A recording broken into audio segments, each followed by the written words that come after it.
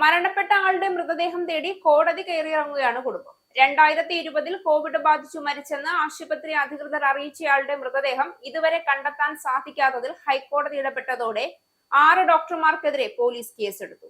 5 വർഷമായിട്ടും പിതാവ് ബബൻ റാവു പോക്കറായലയുടെ മൃതദേഹം എവിടെയെന്നറിയാത്തതിനാൽ മകൻ അശോക് നൽകിയ പരാതിയിലാണ് ഹൈക്കോടതിയുടെ സംഭാജിനഗർ ബെഞ്ചിന്റെ ഇടപെടൽ. നരഹത്യ, ചികിത്സാ പിഴവ്, വ്യാജരേഖ ചമയ്ക്കൽ തുടങ്ങിയ കുറ്റങ്ങളാണ് ഡോക്ടർമാർക്കെതിരെ ചുമത്തിയത്.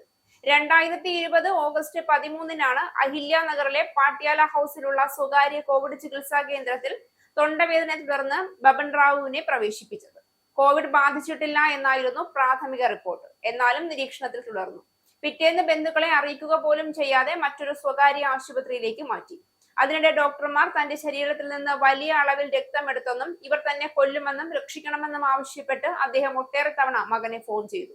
പക്ഷേ പിതാവിനെ കാണാൻ അധികൃതർ മകനെ അനുവദിച്ചില്ല. 2 ദിവസത്തിനു ശേഷം അദ്ദേഹം കോവിഡ് ബാധിച്ചു മരിച്ചെന്ന വിവരമാണ് കുടുംബാംഗങ്ങൾക്ക് ലഭിച്ചത്. മൃതദേഹം വിട്ടുകിട്ടണമെങ്കിൽ ആശുപത്രി ബിൽ 1,84,000 രൂപ അടയ്ക്കണമെന്നും ആവശ്യപ്പെട്ടു. ബില്ലടച്ചതിനു ശേഷം ബന്ധപ്പെട്ടപ്പോൾ മൃതദേഹം സർക്കാർ ആശുപത്രിയിലേക്ക് മാറ്റിയെന്നാണ് അറിയിച്ചത്.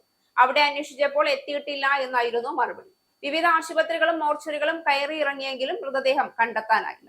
ഡോക്ടർമാർക്കും സ്വകാര്യ ആശുപത്രിക്കുമെതിരെ പലയിടത്തും ഒട്ടേറെ പരാതികൾ നൽകിയെങ്കിലും പരിഹാരമുണ്ടാകാതെ വന്നതോടെയാണ് അശോക് ഹൈക്കോടതിയെ സമീപിച്ചത്.